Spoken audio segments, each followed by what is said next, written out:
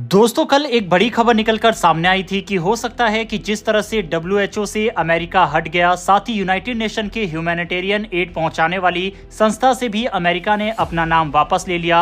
ऐसे ही हो सकता है कि आगे चलकर नेटो संगठन को भी अमेरिका छोड़ दे और यह एक बड़ा खतरा पैदा कर देगा नेटो देशों के लिए। ऐसे में सवाल उठता है कि क्या नेटो देश, जिसमें जर्मनी, फ्रांस, इटली, ब्रिटेन जैसे देश शामिल है, वह मिलकर रूस का सामना कर पाएंगे अमेरिका के बिना या फिर नहीं। इसी को लेकर यूरेशियन टाइम्स में एक रिपोर्ट छपी जिसमें बताया गया कि क्या नेटो के 27 देश रूस का मुकाबला साथ में मिलकर कर सकते हैं या फिर नहीं। इसी के ऊपर आज की इस वीडियो में हम डिटेल में बात करने वाले हैं। काफी इंटरेस्टिंग टॉपिक है, इसलिए वीडियो को अंत तक जरूर देखिएगा। साथ ही डिफेंस और वर्ल्ड अफेयर से जुड़ी वीडियो अगर आपको देखना पसंद है तो नीचे दिए गए सब्सक्राइब बटन को प्रेस कर बेल आइकन को जरूर दबा लें, जिससे हमारी डेली ऐसी वीडियो आप तक सबसे पहले पहुंच सके। तो चलिए शुरू करते हैं इस वीडियो को। दरअसल आज की दुनिया धीरे धीरे बहुपक्षीय यानी मल्टीपोलर बन रही है। यानी अब सिर्फ अमेरिका ही नहीं बल्कि चीन, रूस, भारत और अन्य देश भी वैश्विक राजनीति में बड़ी भूमिका निभा रहे हैं। अमेरिका अब हर जगह अकेले नेतृत्व करने की बजाय अपने सहयोगियों से ज्यादा जिम्मेदारी लेने की मांग कर रहा है। डोनाल्ड ट्रंप की विदेश नीति हमेशा से अलग रही है। उन्होंने अपने कार्यकाल में नेटो देशों से कहा है कि वे अपनी सुरक्षा के लिए खुद अधिक जिम्मेदारी ले और अपने रक्षा बजट में बढ़ोतरी करे। ट्रंप का मानना है कि अमेरिका को हर जगह सैन्य ताकत लगाने की बजाय अपने हितों पर ध्यान देना चाहिए। अमेरिका और रूस के संबंध हमेशा से तनावपूर्ण रहे हैं, खासकर नेटो के विस्तार को लेकर। लेकिन ट्रंप की नीति रूस के प्रति पारंपरिक अमेरिकी रुख से अलग रही है। वे रूस को एक प्रतिद्वंदी से ज्यादा एक रणनीतिक साझेदार के रूप में देखते हैं। उनका मानना है कि अगर अमेरिका और रूस के बीच बातचीत हो तो दोनों देशों को फायदा हो सकता है। लेकिन ट्रंप ये भी चाहते हैं कि यूरोप अपनी सुरक्षा के लिए अमेरिका पर निर्भर न रहे। बात करें नेटो की तो इसकी स्थापना 1949 में हुई थी। इसका मुख्य उद्देश्य ये था कि अगर इसके किसी भी सदस्य देश पर हमला होता है तो बाकी देश उसकी रक्षा में आगे आएंगे।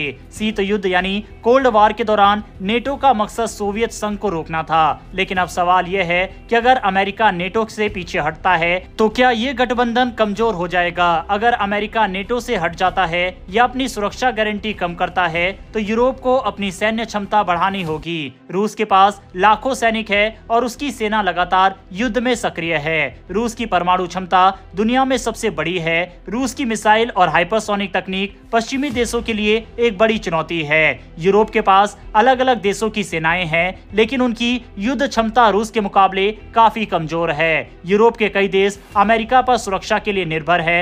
अगर अमेरिका पूरी तरह से पीछे हटता है तो यूरोप को अपने सैन्य खर्च में भारी बढ़ोतरी करनी पड़ेगी। अब सवाल ये उठता है कि क्या अमेरिका यूरोप से अपनी सुरक्षा गारंटी हटा लेगा। तो यहाँ पर हम आपको बता दें कि ट्रंप एक डील मेकर हैं। वे यूरोप पर दबाव डालकर रक्षा खर्च बढ़ाना चाहते हैं। अमेरिका अपने रक्षा उद्योग को फायदा पहुंचाने के लिए यूरोप को अधिक हथियार खरीदने पर मजबूर कर सकता है। अमेरिका अपनी सेना को धीरे धीरे कम कर सकता है, लेकिन पूरी तरह से नेटो से नहीं हटेगा। अमेरिका जानता है कि यूरोप में उसकी सैन्य मौजूदगी रूस के लिए एक बड़ा संदेश है। यही कारण है कि इस तरह की खबरें सामने आ रही है कि नेटो से अमेरिका बाहर हो जाएगा। ये भी अमेरिका की चाल है यूरोपियन देशों को हथियार बेचने की, और ये कोई नई चाल नहीं है।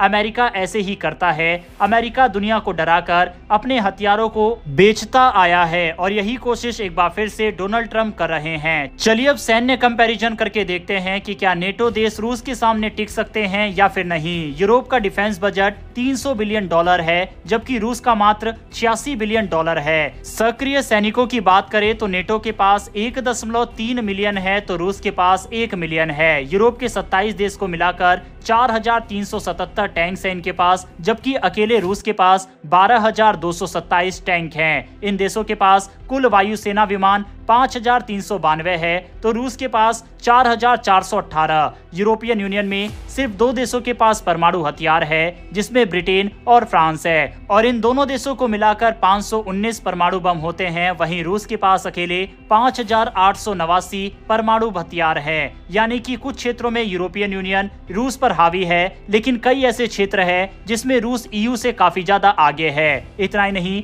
रूस का सामना करने से यूरोपियन कंट्रीज डरती भी है और बिना अमेरिका यूरोपियन कंट्रीज रूस से फाइट नहीं कर सकती। इसके पीछे एक और बड़ा कारण यह है कि रूस के पास कई अत्याधुनिक हथियार है जो कि यूरोपियन देशों के पास नहीं है, जैसे कि कई परमाणु हथियार, S-400 जैसा डिफेंस सिस्टम और हाइपरसोनिक मिसाइलें। और ये बात भली भांति यूरोपियन यूनियन जानती है कि वह अकेले रूस को काबू नहीं कर सकते। यही कारण है कि ट्रंप लगातार यूरोपियन कंट्रीज को घेर रहे हैं, कभी टैरिफ को लेकर तो कभी उनको अपने हथियारों की संख्या बढ़ाने की बात ट्रंप कर रहे हैं। वैसे दोस्तों, आपके हिसाब से क्या यूरोपियन यूनियन के 27 देश मिलकर अकेले रूस का सामना कर सकते हैं या फिर नहीं? इस पर अपनी राय कमेंट बॉक्स में लिखकर बताइएगा। और क्या आपको लगता है कि आगे चलकर नेटो से अमेरिका हट सकता है या फिर नहीं? इस पर भी अपनी राय कमेंट बॉक्स में लिखकर बताइएगा। इन्फॉर्मेशन और वीडियो पसंद आई हो तो वीडियो को लाइक करके हमारी आने वाली डेली ऐसी वीडियो के लिए चैनल को सब्सक्राइब कर बेल नोटिफिकेशन को जरूर दबा ले। फिर मिलेंगे ऐसी एक नई वीडियो के साथ। धन्यवाद। जय हिंद।